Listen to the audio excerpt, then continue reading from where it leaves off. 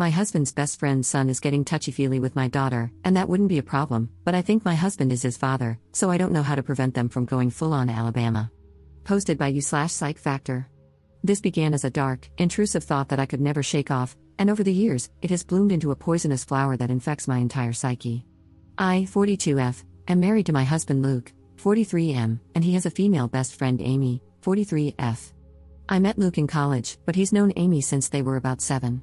They do everything together and understand each other implicitly. They've always insisted that they are surrogate siblings. Naturally, I, as a new girlfriend, felt a little threatened by Amy and her closeness to Luke, but they both reassured me I had nothing to worry about, that their bond was not romantic and had never been intimate, that Amy really was just the sister Luke never had. I believed them, and it didn't take long for me to forget any insecurity I had about Amy. She became my friend too. She officiated our wedding. Luke and I have built a wonderful life together, and we've always had a strong relationship. After we got married and moved in together, we still saw a lot of Amy, and I was fine with that. I've spent many nights on the town trying to help Amy find a man, as she has always lamented how unlucky she is in love. Luke and I started having children after we were married, and around the same time, so did Amy. For further context, my children are Sophie, 15, Owen, 12, Louise, 10, and Carter, 6. Amy's children are Tom, 17, Haley, 14, and the twins, Adam and Jenna, 9. Now, Amy was not in a relationship at this point. She was not married. As far as I knew, she was dating but not consistently. As Luke and I had more kids and our family grew, periodically, Amy would find herself pregnant as well. This happened a few times, and Luke and I never knew anything about the father or fathers in question. I kind of assumed that maybe Amy was sleeping around and not keeping in contact with her one-night stands. Luke agreed this was probably the answer. While I did ask each time if Amy knew the paternity, she always said no, and she didn't seem that worried about the idea of raising kids on her own, so I didn't pester her. Of course, she had us to support her, so there was that. While Amy never asked for any help, Luke was never going to let his best friend struggle to stay afloat when she had children to raise. Financially, we are very fortunate and privileged. I have a job that pays handsomely, and Luke also had wealthy parents who already knew and loved Amy, so they were happy to provide for her. My in-laws defy all stereotypes, they are the kindest and gentlest people. So we were able to support Amy, to get her somewhere to stay with her kids. People might be tempted to call her a leech, but I never saw it that way, none of us did. She needed help, and we could provide it. I also know people are going to criticize her for her lack of responsibility and question why she never used more reliable birth control. Honestly, that's a long story I don't want to get into because even I don't fully understand her reasoning, but it was quite important to her that she never be on birth control and that whatever came of that choice, she would accept. It wasn't religiously motivated, I know that, but it held that degree of significance to Amy. She really did not want to take birth control. She's explained it to me more than once, but I'm still not clear on why. Of course, with Amy being Luke's best friend since they were kids, it's not unreasonable that they sometimes hang out together when I'm not there. Hey, that's fine. Sometimes I hang out with Amy one-on-one as well, though Luke does it more often. After all, she was his friend first. This included him going over to where she was staying and, at times, sleeping over there. Was I a fool to trust him and believe nothing was going on? Perhaps. But for years, they presented themselves as buddies, like siblings. I never picked up on any vibes between them, not ever. As one might expect, our children were brought up together. Not in the same house, our home is decently sized, but even we don't have room for 8 kids, but we made sure Amy's children met ours from a young age, and they always got along. Strong bonds of friendship have formed over the years, which is good, especially if I'm right and they share blood. I've been dawdling getting to the main point. Yes, I have come to suspect that Luke fathered at least one of Amy's kids, if not all of them. Frankly, I do suspect they are all his. I would never have believed my husband to be capable of such a thing, and he's given me no indication that he is the unfaithful sort. But he does spend a lot of time with Amy, and I have to confess I cannot remember ever seeing her with a real boyfriend over the years. She would talk to men at bars and parties, I would try to be her wingman, and so on. But nothing ever seemed to really happen. So when she got pregnant the first time, I was curious. When it happened again and again, I began to wonder if she had some sort of secret fella she didn't want us to know about for whatever reason. But I couldn't think of any reason why she would hide him, especially from her children. After Carter, our youngest, was born, Luke and I agreed that the time had come for him to have a vasectomy. Amy's twins had arrived just a couple of years prior. Of course, after the procedure, Luke and I continued to make love, but I no longer had to think about pregnancy. Meanwhile, Amy never got pregnant again after the twins. Is it a coincidence that Luke had a vasectomy and then both of us stopped getting pregnant? I don't know. But Luke would still visit her, and he wasn't just going to see her but checking up on her children as well. In general, I should have paid more attention to it sooner, but Luke has always acted like a father to them, especially as they've gotten older. He's the father they never had. He doesn't neglect me or our children, not one bit. He's doing double duty. On its own, the idea that he is a surrogate father to Amy's fatherless children isn't inherently suspicious. One could even call it noble. But it combines with a lot of other little things. There is appearance as well. I won't go into specifics of hair color, eye color, or unique physical traits, because I'd rather limit the identifying factors of the people involved and keep this whole thing as vague as possible. But suffice it to say, Amy's children, they certainly look like they could be Luke's. Kaylee has a very unusual allergy that Luke also has. The twins look very much like him, Adam in particular. The older Tom gets, the more I see Luke in his face and personality. While their race doesn't matter, the reality is that Luke is a different race than Amy, and Amy's children look pretty biracial. I could easily believe their father is the same race as Luke. That doesn't mean Luke has to be the father, but it sure seems like it. I have never voiced my anxieties to either Amy or Luke. I don't want to be the bad guy, and, guilty or innocent, I already know they would flatly deny my accusations and be hurt by them. Imagine if that drama reached the ears of my kids or Amy's kids? Either way, Luke continues to spend time with Amy and her children, just as her children spend time with mine. I've hinted to Luke that I feel needy for more attention and wish he wouldn't give as much to Amy, but he either missed my cues or pretended to miss them. I don't want to push the idea that he's favoring her, because it's not even really true. He's never neglected me for her. I just can't shake the feeling that Luke and Amy have been intimate before, likely numerous times. As far as I know, Amy never really wanted to be a mother, either. She wasn't opposed to it, and when each of her children came into the world, she instantly fell in love with them. But motherhood was never really a major part of her life plan or identity. In the grand scheme of things, when we would talk about the future, she would sometimes mention a husband and children, but it never seemed like something she had her heart particularly set on. So, I don't think this is a case of Luke just giving Amy children. I doubt that was the motive for the infidelity, that would have been a side effect. I've been letting this go and turning a blind eye for years. It was a dark thought in the back of my mind after Kaylee's allergy was discovered, but I dismissed it. It got worse after the twins were born, but again, I dismissed it. When Amy stopped having babies, I wanted to feel reassured by that. But Luke had gotten a vasectomy, so if anything, that made my anxiety worse. There have been nights when I wished the twins were younger, that they had come along after Luke's procedure. It's been twisting me into knots for a long time, but I don't want to be the one who rips our family apart, especially since, technically, I could be wrong. Except now, I'm very afraid, because in the last few months, we've had a new development in our kids' social circle. Tom, Amy's eldest, asked Sophie out. Sophie, my eldest. She's really blossomed over these last few years and has become quite the outspoken beauty, so I'm not shocked to see she's getting male attention, but Tom asking her out completely threw me. Sophie said no, but only because I'm quite protective when it comes to her exploring dating, and she knew she'd have to ask me first. I could tell she was flattered and intrigued by his interest and wanted to say yes. She approached me to talk about it. Bless my girl, she did everything right. I think she expected I would see things her way and agree that she could date Tom. Much to her surprise, I very firmly said no. That caused a bit of conflict. She didn't even want to date him that badly, she just couldn't understand why she wasn't allowed to. And I couldn't explain it to her. All I could come up with was, he's too old for you, which he is, but it's not really about that. When Amy and Luke heard, I was so curious to see what their reactions would be.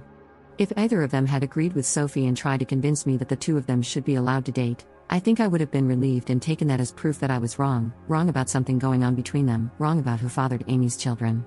But the ambiguity continued. They took my side. Both of them put their foot down, though not as fiercely as I did.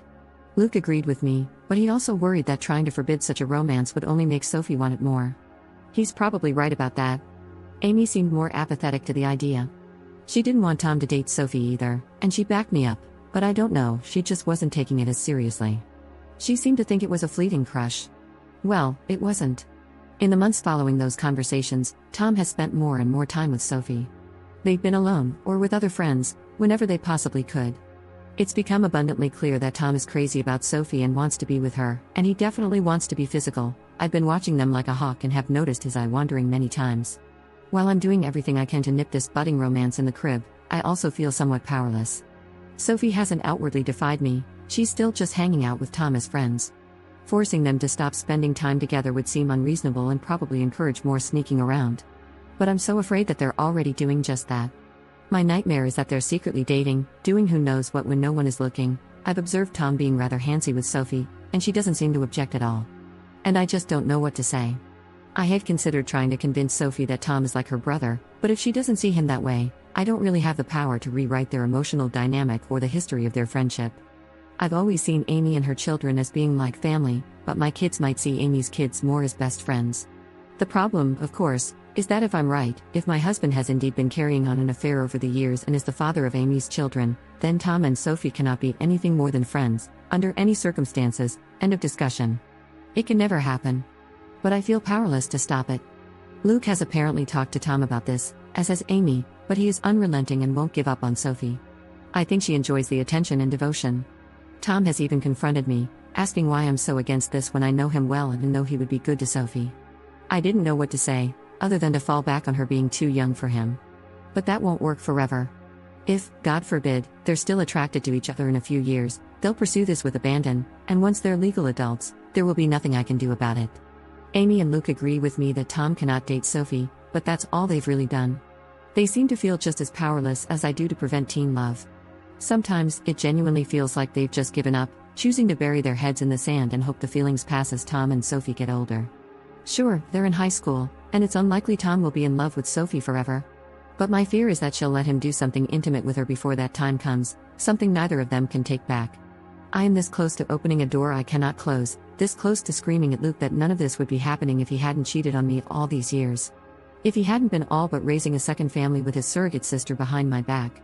Now Luke's son wants to smash our daughter, his actual sister, because as far as he knows, she's just his childhood friend. And it's all Luke and Amy's fault for what they've done. If I speak up, everything gets blown to hell. On the off chance that I'm wrong, I'll be a horrible monster who accused the love of my life and one of my closest friends of doing something unforgivable. If I'm right, it still tears our entire structure apart. The family and social unit we've built over the last several years will be gone, and everyone will be stressed and upset, even if Luke and I don't divorce. If I do nothing, Sophie is eventually going to sleep with Tom and be his girlfriend, and I'm terrified it will happen sooner rather than later, or worse, that it's already happened under my nose. I hope to hell this relationship fades as they mature, but what if it doesn't? What if they stay together for years? What if they marry and want to have children someday? If I tell Sophie the truth about Amy's kids, then everyone else will find out too, and it will ruin so many lives. It would shatter my kids' perception of their father and their Aunt Amy. Luke is Owen's hero. I can't even bear to think about how much this would hurt him. And what about Amy's children? They are innocent in all of this. They didn't choose where they came from, and I don't want to hurt them. Even though I'm not happy with Tom at the moment, a week ago, I saw him put his hand on Sophie's thigh, and I wanted to knock his teeth out. He doesn't deserve the burden of knowing that the girl he's been fantasizing about is his half-sister. It's also messed up, and I don't know what to do. I've been looking the other way and letting my husband and his best friend insult me for such a long time. I thought I could live with it, but this situation with Tom and Sophie has me deeply distressed. Update 3 days later. First of all, wow, I did not expect my post to get as much traction as it did. I was half worried that someone in my family or social circle might find it, especially when someone alerted me that the post had been shared on Facebook. But, as far as I can tell, no one in my family has seen it. I want to thank all of the kind commenters who wished me well. To those who were more frustrated with my indecision, I get it, but I was dealing with an uncertain situation, and the stakes were incredibly high. I felt like no matter what choice I made, something could, and likely would, go wrong.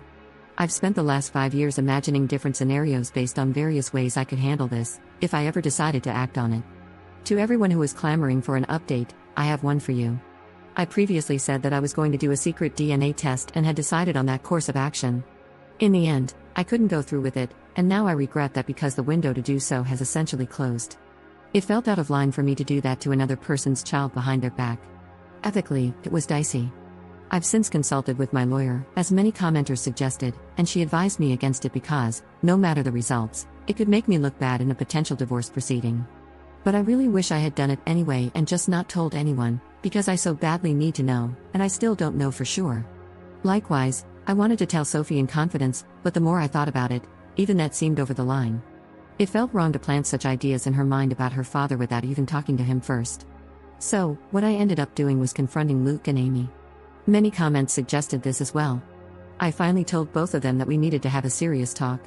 It felt counterproductive to approach just one of them, because I figured they would tell the other in their own words before I could properly prepare. I wanted them both to hear what I had to say. Once all the kids were at school, I laid out all of my suspicions and the reasons for them. I made it clear how much I loved both of them, but that a combination of clues had led me to notice the similarities between Luke and Amy's children, and I didn't even list all of them in my original post. For example, Luke has been a sleepwalker in the past, and so have Sophie, Tom, and Adam. I told them, over and over, how much they meant to me and how I didn't want to believe it, but the thought had crept into my mind in the past. How I had dismissed it before, but now, with Tom and Sophie having crushes on each other, it became necessary to ask the question. So I asked if they had ever crossed the line, if Luke had ever been unfaithful, if there was even the slightest possibility that any of Amy's children were his. I was just trying not to cry. They reacted exactly as I would have expected. Their responses were so perfect and well rehearsed that I genuinely can't tell if it was honest emotion or powerful gaslighting. Amy was more upset than Luke, at least, more outwardly upset. She was angry, offended at the accusation. Luke just seemed heartbroken by it. Maybe they were acting, but I don't know.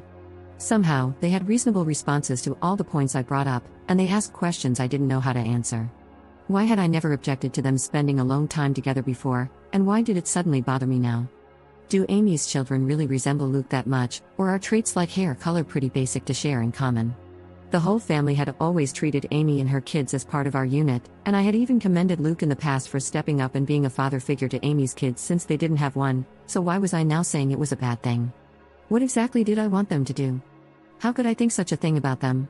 And why had I waited so long to say something? Luke was more understanding than Amy. He respected my feelings, or at least he acted like he did. Amy, on the other hand, seemed to feel more betrayed by what I said. I ended up apologizing several times, even though I'm not sure I did anything wrong. Luke also apologized for anything he'd done that might have made me think he was unfaithful. When I asked Amy more pointedly, if not Luke, then who had fathered her children, she snapped back that it was none of my business. I could tell she was in no mood to get personal or vulnerable with me after my accusations.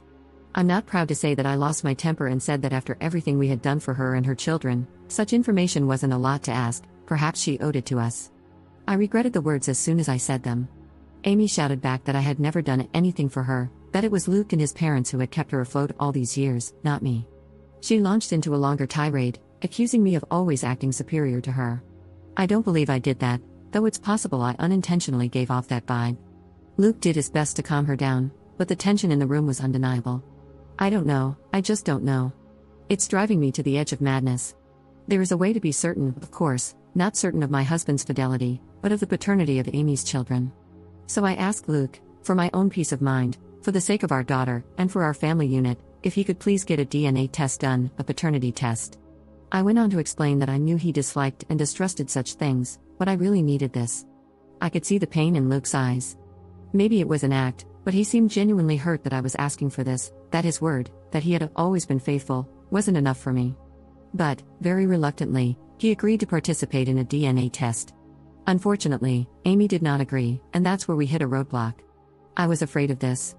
Amy was infuriated at the entire concept and told me in no uncertain terms that I would not be getting samples of her children's DNA. She basically told me to go F myself for even asking. I pressed Luke, but honestly, he was a bit useless in this situation, though probably right. He tried to convince Amy, but she wouldn't hear of it. When I pushed him for further support, he kind of shrugged, saying he couldn't force her to get the tests done. And he's right, if she refuses, that's really a dead end. I've looked into it quite a bit and even consulted my lawyer. There's no way to proceed without Amy's cooperation. The problem is, Luke could, in theory, petition the court to demand a paternity test for Tom and the others. The issue is that to do this, he'd essentially be admitting that he slept with Amy and believes her children could be his. That would be the version of events he'd have to maintain. But Luke has staunchly insisted that nothing ever happened with Amy, that he never cheated on me. Whether or not he's being honest about this is another story, but he'd have to go on record making a claim that he isn't prepared to make. He is certain the children aren't his and has no intention of fighting for custody of them. So, even though a legal route exists, Luke won't pursue it because it would contradict his insistence on being faithful. So, no judge is going to compel Amy to submit DNA samples from her children. Tom is also old enough that his consent would be required, and if both he and Amy refuse to participate, it's unlikely Luke would have a case. He'd have to target one of Amy's younger children, like one of the twins, but he doesn't want to do that. He's unwilling to take his best friend to court to prove something that, in his words, he already knows isn't true. Luke is asking me to please let this go and trust him because pursuing it further will fracture everything. And according to my lawyer, it's not realistic anyway. For Luke to establish paternity, he would have to admit to an affair in the first place, and he's not willing to do that. If he did, that alone would be all the proof I needed to confirm my suspicions, even if I would need more for a court case. I pressed Luke further about Tom and Sophie, insisting that I didn't want them dating. Luke agreed, and apparently, Amy still agrees. Luke plans to have a serious talk with Tom and go into protective Papa Bear mode. Among other things, he's going to remind Tom that once he turns 18 in a couple of months, being intimate with Sophie will literally be a crime. I wouldn't actually press charges, as I know Tom wouldn't do anything against Sophie's will, but I'm not above implying the threat, and thankfully, Luke isn't either. I did ask Luke if he'd be open to potentially swiping a sample of Tom's DNA for a private paternity test, but he was very hesitant. Like me, he views it as unethical. He also pointed out that if we did this and Amy found out, it would likely mean the end of our friendship with her. Luke believes that things are still in a salvageable state, where Amy and I could reconcile and become friends again, and I can see how much he wants that to happen. But if I did a DNA test on Tom behind Amy's back and she found out, she would likely hit the roof, and honestly, I wouldn't entirely blame her, though I'd be very interested to see the results. Luke ended up going to see Amy and spending the night. I know you're probably cringing and throwing up your hands, and trust me, I wasn't happy about it either. That was a very long conversation. But he was adamant that he needed to perform damage control, so they spent the night together, with Luke insisting that nothing happened. I didn't sleep a wink and kept texting him for updates. From what I can gather, Amy will cool off, but she needs some time. When Luke and I talked things over the next morning, it was an emotionally fulfilling conversation. We ended up agreeing to take the kids, our kids, not Amy's, to visit their grandparents for a few days. It was an impromptu visit, but we've done it before, and they were delighted to have us. I really just wanted our family to spend some time together, away from Amy's side of the family, so to speak. I always love seeing my in-laws. I'll refer to them as Jim, 75M, and Kat, 67F. I know Reddit is famous for stories about the mother-in-law from hell, but in my life, that couldn't be further from the truth. I feel safe with them, to the point that, when they noticed how distant Luke and I seemed from each other, I finally relented and confessed my fears. I told them about my anxiety, that I suspected Amy and Luke might be having an affair, and that Amy's children could be his. Here's where things got a little interesting. When I told them what I was feeling, Kat gave Jim this pointed look and let out a big, dramatic sigh. It turns out, Kat has had similar misgivings to mine. Over the years, she's genuinely suspected that Luke and Amy were closer than they'd ever admit, and that they may have crossed the line in the past. Jim, on the other hand, refuses to even entertain the idea.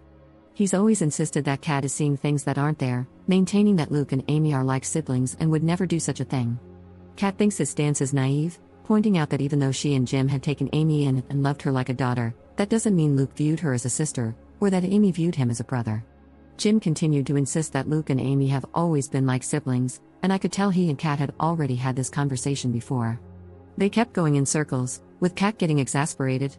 She pointed out that, surrogate siblings or not, Luke and Amy aren't actually brother and sister, so nothing would have stopped them from being physical together if they felt mutual attraction.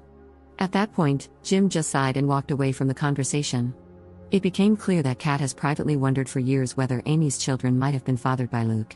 This is part of why she has always treated them as her grandchildren. To be clear, I never minded that. I also don't fault Kat for not voicing these concerns to me sooner. She had no proof, and she saw far less of Luke and Amy's closeness in our adult lives than I did. As for the kids, they're doing all right.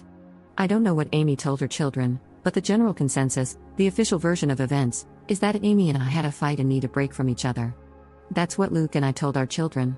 When they pressed for more details, Luke defended me and shut down further questions, saying it wasn't their business. I'm not sure if Amy stuck to that version, but our children and hers still have each other's phone numbers and social media, so they've presumably been in contact over the last couple of days. I suspect my kids have kept Amy's kids in the loop with any updates, and if Amy had told them anything significant, they probably would have relayed that information to my children. It's clear that Sophie and Tom are still very close. I did try to talk to Sophie about it more, but the timing was off. She rejected my counsel and interpreted my reinforced reluctance as being related to my fight with Amy. Sophie insisted she wasn't dating Tom, though I'm not entirely sure if that's true, but she made it clear that she was going to remain close friends with him. While she's not usually a disobedient child, she put her foot down on this one. To be fair, I can't really justify separating them or forbidding their friendship, they've known each other for years. Luke agrees with me on not allowing them to date, but he doesn't support the idea of preventing them from hanging out altogether. I wish I had a more definitive update. If anything significant happens in the next few days, I'll let you all know. I'm mostly just kicking myself for not going through with the secret DNA test, even just for my own peace of mind. Now, I feel like I've lost the only opportunity to get definitive proof one way or the other. Second update 1 day later. I didn't expect to have another update so soon, but after posting my last one, I did a lot of thinking about my kids. I ultimately decided that, whatever else happened, I needed to warn Sophie about the situation, and do so immediately. To hell with what it meant for Luke or the fallout with the other kids. Sophie needed to be aware of what she might be getting herself into. So, I discreetly kept Sophie out of school. Last night, we went back home, and this morning, I dropped everyone else off but saved Sophie for last. Instead of taking her to school, I drove past it and told her we needed to talk. That's always a frightening thing for a teenager to hear from a parent, but I quickly reassured her that she wasn't in trouble. I explained she needed to know the truth about why Amy and I were fighting and why her dating Tom was out of the question. I very gently told her that, because of Luke's closeness to Amy and the striking resemblance Tom bears to him, I had come to suspect that Luke and Amy may have been intimate at some point. I explained that if there was any chance Tom's father was actually Luke, then her dating him would be a significant problem. Sophie was quiet during all of this, and even after I had stopped talking to let her respond, she paused for quite a while before she finally said that we needed to get Tom and discuss this with him as well. I had no objections, so she texted him to meet with us. They're both skipping school today, but Sophie gets straight A's, and this is extremely important, so I looked the other way. Tom came to meet us, and Sophie had me relay what I had told her to him as well. I apologized to him for any indication I might have given that I didn't think he was good enough for my daughter, and to both of them for not telling the truth sooner. Tom and Sophie just gave each other this oddly knowing stare. And that's when they blew my mind. Sophie spoke first, with Tom backing her up. They revealed to me that, in fact, they had already known about Luke and Amy, or at least they had strongly suspected. Apparently, Tom had overheard conversations that were questionable, as well as the sounds of intimacy from Amy's room, sounds he would rather forget, but all signs pointed to Amy's lover being Luke. Tom had wondered for a very long time, and back in January, he finally voiced his fears to Sophie. She agreed with him. She had also noticed a strange sort of closeness between her father and his mother. They agreed that Luke was likely having an affair. They also agreed that, because of Kaylee's allergy, Luke might very well be her father. And if Kaylee was Luke's daughter, the rest of Tom's siblings could be Luke's as well. Tom could be Luke's kid himself. The math led them to the same conclusions as mine. So Sophie and Tom came up with a little plan. As it turns out, they are not in love. They never were. They're still just best friends, but they had the same instinct as me. They didn't want to blow up our entire family and social circle without more direct evidence, which Tom has been working on acquiring. Though Sophie very much wanted to tell me the truth, she was hesitant because she knew it would shatter me. She had no idea I was already suffering in silence. Sophie apologized for not voicing her suspicions sooner. Honestly, we both cried, and I made sure she understood that none of this was her fault and that I loved her very much. So, the bottom line is, Sophie and Tom already know they could be half-siblings and aren't actually interested in being a couple. That was their idea for how to rock the boat, to force Luke and Amy to do something about the situation rather than just keep making a fool of me. I also think it was Tom and Sophie's way of punishing them for their affair. Teenagers can be vindictive. So they concocted this idea that they wanted to date. Every flirtation I witnessed, every inappropriate touch, apparently all staged, and for the benefit of Luke, Amy, or both. This was supposed to make them sweat, and Sophie and Tom expected they would jump out of their seats to forbid it from happening. When I was the one who did instead, it kind of threw the kids for a loop. They couldn't understand why I cared more than the actual cheaters. They began to suspect that maybe I knew. Tom confronting me that one time about why can't I date Sophie was him trying to gauge if I knew or not. Maybe I shouldn't be surprised. Sophie and Tom have always been close friends and confided in each other. Maybe I should be a little more concerned about how sneaky they've been, but honestly, I'm just so relieved they're not dating. Sure, they could be lying to throw off the scent, I guess, but they already knew they're likely related and didn't even blink when I told them. We even had a bit of a laugh together when Tom mentioned how he had been a little offended that I was so against him dating my daughter before. I kind of jokingly asked him, "So you don't think she's gorgeous?" And Tom, bless his heart, shrugged it off, saying, "She is, but so is my English teacher, and I'm not asking her out either." Either way, the question now is, where to go from here? We have to figure that out. I will say it's such a relief to have told Sophie, and I feel like an elephant has taken one of its feet off my chest. Having her in my corner, and Tom in my corner as well, means a lot to me. Even though I've basically just had it confirmed that Luke is sleeping with Amy, I kind of already knew that anyway. So now it's just a question of how to proceed.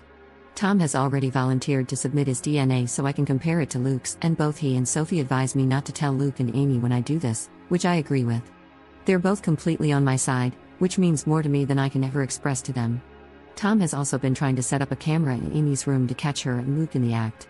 Sophie told me flat out that I needed to divorce her dad, and hearing that from my own daughter made it clearer than it's ever been. She's right. Third update 2 days later. First, a few points to address from the comments. I don't have any DNA test results back yet. That can take weeks.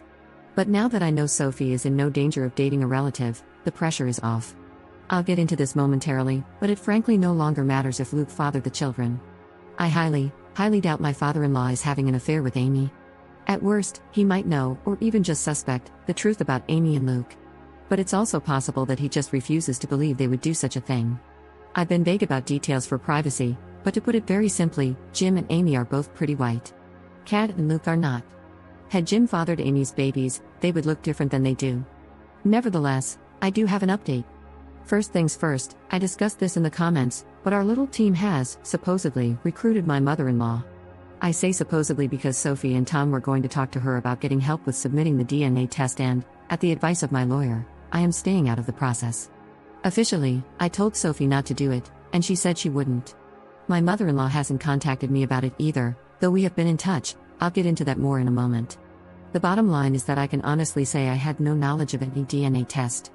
Another bit of good news, I was digging through the paperwork in preparation for my divorce, wanting to get a head start against Luke, and one thing that came to my attention is that my name is on the paperwork for our home. Luke's name is not. I was the one who bought the house, and we always planned to add Luke onto the paperwork at some point, but we never got around to it, and eventually, the idea was forgotten. It was my lawyer, Paige, who pointed this out to me, and it felt like finding a winning lottery ticket on the ground. I don't know where I'd be without Paige. She's a dear friend from college who I reached out to, hat in hand, for help. She's been there for me this past week, not just as legal counsel but as the friend I really needed right now. The thing is, she's not our lawyer, mine and Luke's. We have our own family attorney who has helped us out of jams in the past. We clashed with our HOA a few years ago, not worth getting into right now, but Paige is a lawyer who specializes in family law and has handled divorces before. Luke remembers her from college and knows she went into law but doesn't know she's a divorce attorney. So I can have her over for coffee like we're just catching up, and he has no idea anything is going on. Turns out, he's not the only one who can hide someone under his spouse's nose under the guise of being a friend. So, onto the update. The last time I looked at Luke's phone was 3 months ago, around the time Sophie and Tom began claiming they wanted to date. I found nothing. While I know how to search for recently deleted photos and didn't see any, my comments taught me how to find recently deleted messages. So, when Luke was asleep, I did just that. I swiped his phone, brought it downstairs, and checked the recently deleted messages. I'm glad I did, but I also wish I hadn't, because I'm still reeling from the pain. Sure enough, a conversation with Amy had been deleted. Recent texts discuss the conflict between her and me, with Amy describing me as a problem and Luke trying to pacify her, without defending me at all, to be clear. They both alluded to how they had expected this for a while and just hoped it would never happen, presumably, me accusing them of having an affair. While the whole conversation, and the fact that it was deleted, was sketchy, nothing was outright admitted. So I scrolled a bit higher, to a few days before the fight. Amy's messages became a bit more flirty. Then I saw it, 5 days before I confronted them. Amy had sent Luke a selfie wearing nothing. Guys, I teared up. I knew it was true, I knew it in my bones, but seeing the proof still cut me like a hot knife. I exited the Messages app and checked Luke's recently deleted photos. Sure enough, the same selfie was there, along with others. Amy in various poses to show off. There were pictures of the two of them together, cuddled and pressed close like a couple. In some of these, she wasn't wearing anything. In some, they both weren't. There were videos. Amy sent Luke a video message of herself in her birthday suit, and I had to actually hear her voice, talking to him in a tone that made me sick, about how she was sending him a quick video to help him get through the day. In more than one video, she called him her boo, and hearing her call him that, I almost vomited. I stopped looking at that point. I'd seen enough. For about 5 minutes anyway, then a strange compulsion to keep searching led me to check Luke's laptop. I knew enough of his passcodes to access his iCloud storage and, yeah, basically more of the same. There were letters, long letters between them. I didn't have the heart to read past the first few lines of one of them, but I did read Luke mention our children. There were countless images of Amy, selfies of them together, videos where Amy appeared to be touching herself, and there were even smashed tapes of the two of them. Tom had previously offered to try and hide a camera in Amy's room, but, hell, he never needed to. Luke was hiding a whole treasure trove under my nose all along. I scrolled and scrolled. There were so many, going back years. Not all of it was dirty. There were some photos of Amy's kids too. One video was of Kaylee and the twins playing together when they were younger, with Luke and Amy's voices behind the camera. There were even old pictures of Luke and Amy from when they were younger. I'd even say teenagers. I snapped. All these years, I had been telling myself I had to be wrong, that it couldn't be true. Well, it was true. I know no one forced me to look at as much of the evidence as I did, but I'm still hurting very badly from having seen it, and in that moment, I wanted to act, so I did. I called Paige, my lawyer. It was the middle of the night, so I had to call her twice, but she picked up. Though I had woken her, when I asked her to come by and said it was an emergency, she agreed. I also asked her to draw up the paperwork and have it ready. She told me she'd already had it prepared since I first reached out to her. As I waited for her, I went through the necessary channels on Luke's laptop to make sure he wouldn't be able to remotely disconnect our access to his little stash, changing passwords and all that. Paige arrived, and I went outside to greet her in the car. I spent a good half hour in the passenger seat just crying, and she was great about that. Afterward, I passed her Luke's phone and laptop, with all the information she needed to use them. She warned me that this could be considered theft, so I asked her to forward and print out copies of everything she could and then bring the items back, because I just couldn't bear to do it myself. She agreed. I went back inside and then packed up Luke's things while the house slept. At one point, Owen got up to use the bathroom and asked me what I was doing, but I told him I was just cleaning. Luke stirred once or twice while I was in the bedroom but didn't wake. I got most of his things packed into trash bags and loaded up the car. That's when I woke him up and told him to come outside. He was confused and half asleep, but he did notice things were missing. I ignored his questions and just told him to come with me, so he followed me outside. Once we were by the car, I pulled out the divorce papers and officially handed them to him. That was when he figured out what I was doing, and he tried to talk me out of it. He tried to be sweet with me, to be tender. He kept insisting that he loved me and that there had never been anything with Amy, continually trying to persuade me not to tear our family apart. Even 2 weeks ago, I might have wilted under him because the manipulation and gaslighting were truly masterclass, but I can see through it now. I didn't tell him that I knew he was full of it. I didn't tell him what I had seen. I just told him we were finished. He tried a different approach. He refused to go, firmly stating that our children were his too and that even if we were separating, I had no right to just decide the kids would stay with me over him. This was when I very coldly presented the paperwork, reminding him that the house is in my name, and told him under no circumstances would my kids be staying with Amy. He argued for a while longer, but in the end, he decided to be the bigger person and keep the peace. At that moment, I didn't care where he went. Before he left, he did ask about his phone and laptop, and I waved him off by saying they were in one of the bags. I couldn't sleep for the rest of that night. I cried more. Eventually, I realized I'd have to wake my children up early and explain as much as I could. Naturally, I woke Sophie first. I told her that I had kicked her father out and discovered evidence of an affair on his devices. I didn't specify what kind of evidence, and she didn't ask. I then woke up the others and gently told them that their dad had gone to stay somewhere else for a while. I wasn't sure where, but from now on, things were going to be different. Louise was the one to ask if we were getting divorced, and I couldn't lie to her. I told her yes. Owen asked when they could see their father again, and I wanted to cry. Sophie was a big help, urging her siblings to be sympathetic to me right now and worry about Dad later. I knew better than to poison them against their father. Paige had warned me about that as well, so I only told Sophie that the affair was confirmed, as she had already been in the know. However, as the kids were getting ready for school, Owen approached me and asked point blank if it was about Amy, and if Luke was going to be with her instead of me. I couldn't answer, but I suppose that was an answer on its own. I got the kids to school, and my next step was calling to have the locks changed.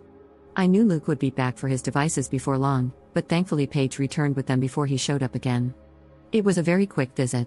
She just told me that everything was accomplished and that she had records of everything we would need in court. Sure enough, Luke turned up an hour later, demanding to know where his laptop and phone were. I had set them back in our bedroom like they had never moved, and I just told him he had forgotten them. He insisted that I had said they were in one of the bags, so I shrugged him off and told him I must have been mistaken. After he grabbed them, he tried again to reason with me, but I just showed him the door. I knew the kids would start coming home from school soon, and I think he was trying to delay leaving so he could see them. I wasn't having it. I started shouting again and sent him on his way. I'm still in absolute pain and despair over what I saw. I don't know if he'll realize that anyone went through his devices and made copies of the evidence or if he suspects I saw anything, but he didn't say so. After he left, I cried once again. I talked to my mother-in-law that night. Apparently, Luke did show up at his parents' house, which surprised me since I was so certain he'd stay with Amy. But maybe even he knows how suspicious that would look to the children and doesn't want to rock the boat too much. Maybe he knows I'm more likely to let my children see their grandmother than Amy at this point, and he wants to see them to give his version of events.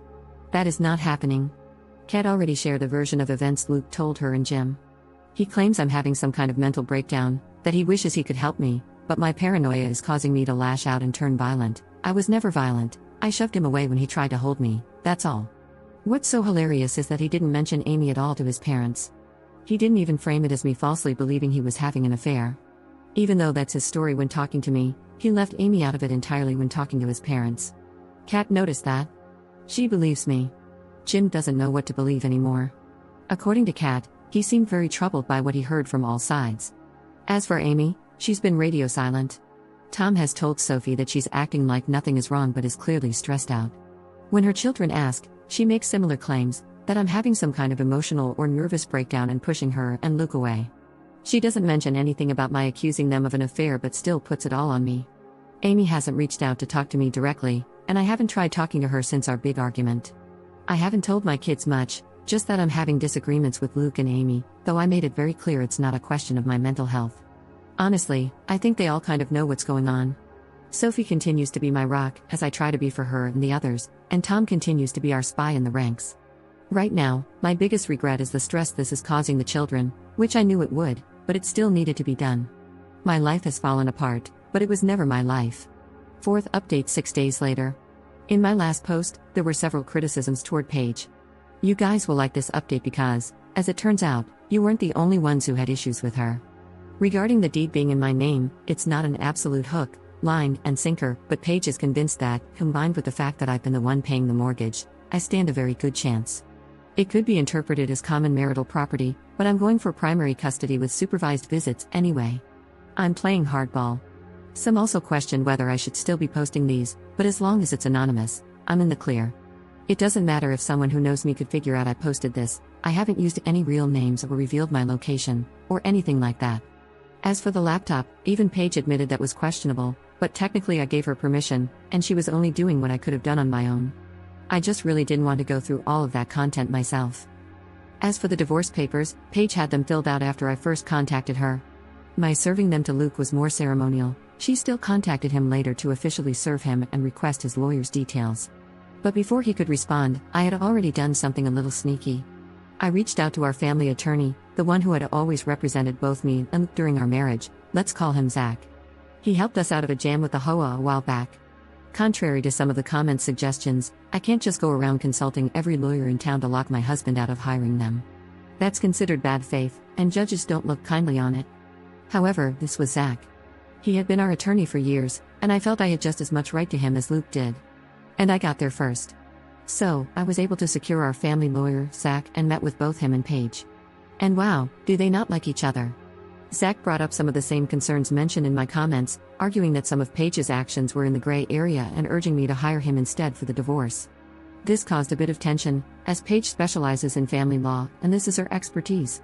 So, I've decided to consult both of them moving forward. Interestingly, Zach actually thinks it's a good thing I made these posts, as they can't do much other than prove my sanity when Luke and Amy try to argue otherwise. Overall, I am doing better. I've been talking to a friend in real life, the mom of one of Sophie's friends. I also have therapy scheduled for myself, and I intend to look into family therapy as well. When my kids ask what's going on, I simply tell them that their father and I are having adult problems and it's nothing they need to worry about. That worked for about a day. Sophie warned me they were planning to confront me as a group, and they did, asking if Dad had cheated on me with Amy. Clearly, they've been talking about it, and maybe they've been wondering for longer than I anticipated.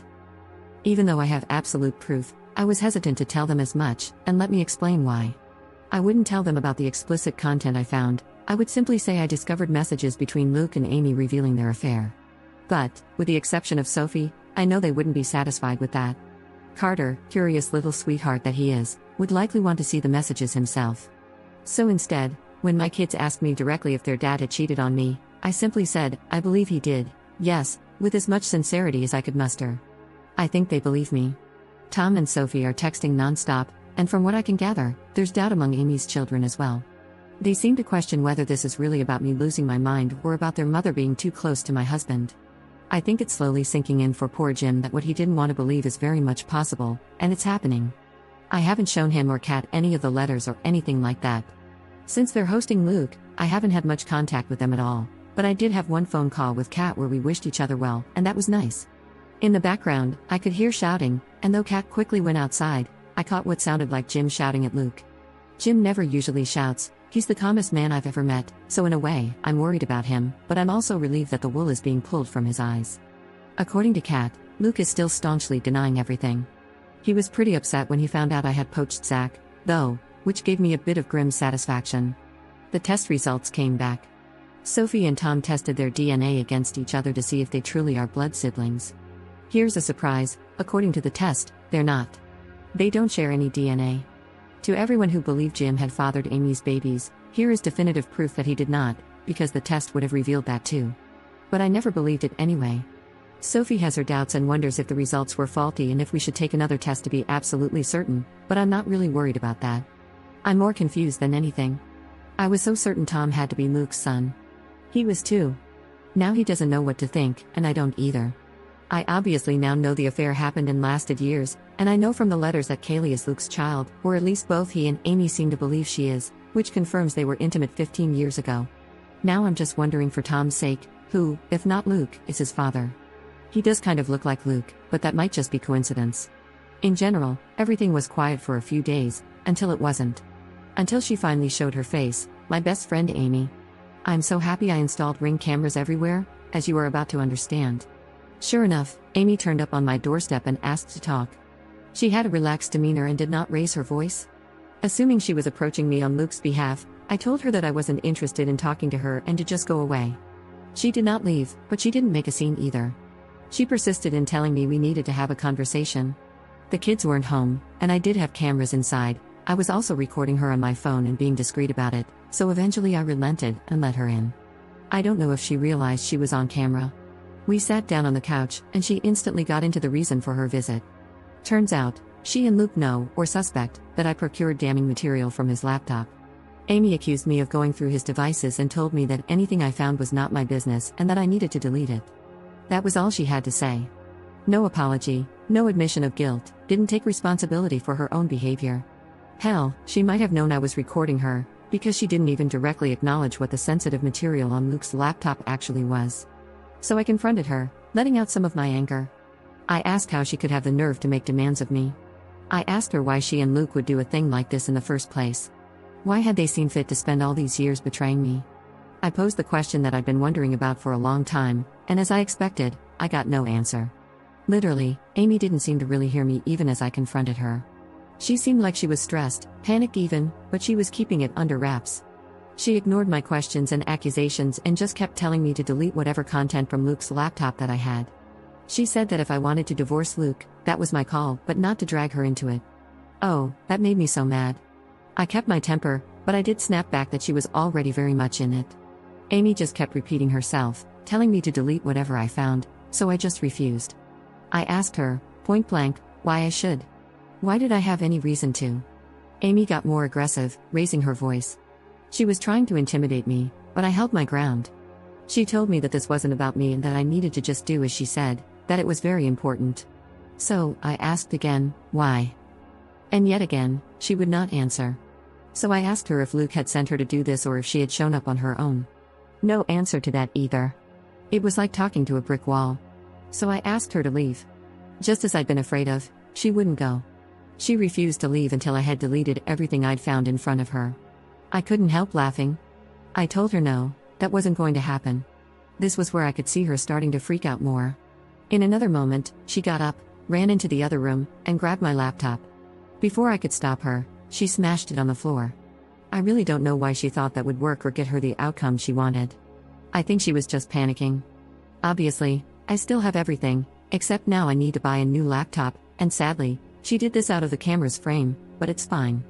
All of my important files are backed up, and at that moment, I was more concerned that Amy would do something else drastic. She looked like she was going to have a breakdown. I tried again, very calmly, to tell her that she needed to leave or I would call the police. She refused again and just kept repeating her demand that I drop this whole cheating angle and divorce Luke without trying to argue that an affair took place. At that point, I just stared at her, the woman I had considered one of my dearest friends in all the world. And I told her that I didn't owe her anything, but she owed her children the truth, that they had the right to know where they came from, who Luke really was to them. Amy bristled and told me it was none of my business, that I didn't understand her family and I needed to back off. She kept going back to this idea that I could divorce Luke, but I must not claim he'd had an affair with her. I just told her that I didn't need her permission to handle my divorce as I wanted, and told her again to leave. She got more and more desperate, and her anger escalated to the point that she physically attacked me. I did not expect her to actually do this. I'm not much of a fighter, but I do know the human body pretty well and where it's weakest. She hurt me pretty badly, but I got her off me. That part was entirely on camera, and the whole audio was recorded on my phone. She finally left after that, and I immediately called to file a police report. I had the strangest feeling she'd try something similar and wanted to beat her to the punch. I was able to clean myself up by the time I had to face my kids, and while I downplayed the story, I did not lie to them about why I had a black eye. I told them, for their own safety, to steer clear of Amy. I also sent the footage to Paige and Zach, as well as pictures of my injured state before I cleaned up. They've also printed out the letters that reference Kaylee as Luke's child. I really feel like Amy just screwed herself over on all this. I don't know what her motives were. Was she protecting Luke? Was this his idea? Does she just really not want the world to know she's a homewrecker? As if people didn't know already? The more of my social circle I talk to and inform of the basics, the more people are confessing that they had wondered in the past if Luke was cheating on me but didn't have any concrete proof. I suppose Amy doesn't want her kids to know who fathered them, which does line up, but I'm still not sure about Tom. I didn't ask Amy about him in particular. 5th update 6 days later. Hey guys, it's been a rough week. A lot has happened. I don't really want to talk about all of it in detail, so I'm going to keep this short. I know I never shut up, it's just how I am, but I'm going to be much more brief this time around. Luke has a lawyer now. I don't know him, but he met with Zach and Paige. To everyone saying I should have Amy arrested, I probably could have if I had shown the police the video. Instead, I just sent it to my lawyer. Maybe this makes me foolish, but even now, I think part of me is still trying to protect people I once loved and go easy on them. But everything's been on hold for the past few days, because Jim had a heart attack. I saw Luke and I saw Amy, and Amy's kids, at the funeral. It was the first time we were all together since before all this happened. Nobody talked about what's going on, short of Amy briefly apologizing for what happened before. She did seem sincere, I'll give her that, but I wasn't about to call her out anyway. Amy, Luke, and Kat all seemed pretty devastated. I was too, but we all agreed not to argue or talk about the divorce and to just let the day be a ceasefire to focus on Jim. Luke and I had a nice conversation about him. I've been spending time with my kids and taking a couple of days off work. I have enough on the back burner. Luke also saw the kids twice, before and after the funeral, with me present. It went well. At my direction, and Sophie's, they didn't mention Amy, and Luke didn't try anything funny with any of them. I think he does miss them and hate that he can't see them, thanks to all this. The kids are also pretty upset about losing Grandpa, on top of not being able to see Dad as much as before. I don't think any of them blame me, but that's far from the point, frankly. Carter slept in my bed the last 3 nights. I'll get more into this in the future when I have the energy to talk about what's going on in more detail, but whoever suggested that Kat lied about the test results was correct. She never sent them in. She confessed as much to me. I guess she didn't feel comfortable going behind her son's back. But she felt comfortable lying to me to protect him? Until she didn't, until she felt guilty, and she came clean. Under the circumstances, I'm not angry with her, but I know better than to trust her anymore. As far as I know, she did not tell Luke about the test, but it means Tom could still be Luke's son, probably is. My lawyers finished going through Luke and Amy's letters with a fine-tooth comb. The bottom line is they definitely found what it was that Amy didn't want me to see, and I now completely understand why she was so panicked. It has to do with why Amy and Luke didn't marry conventionally. They did something very bad. But this is genuinely something that I'm not sure I should be talking about, even on an anonymous internet post. I haven't even been able to collect my feelings about what Amy and Luke have done, especially with everything else going on, so I don't know if I should be more explicit. I'm sorry, I know that's not what anyone wanted to hear, but please try to understand. Paige agreed with me that when in doubt, don't post it. I've told my lawyers to put a pin in it for now because I'm in no fit state to figure out how to proceed with it or if I should use it against them. I'm just feeling like crap, honestly. It's difficult not to blame myself for Jim. I can only imagine Luke and Amy are blaming themselves too. I know they're bad people. I don't forgive them. But this tore them apart as it did me, and I think all three of us feel like the divorce stressed Jim out to the point where it may have contributed. He already had heart disease. And in particular, I blame myself for showing him what I showed him. I showed him proof of the affair shortly before he died. I'll be carrying that with me for a very long time, even if I shouldn't.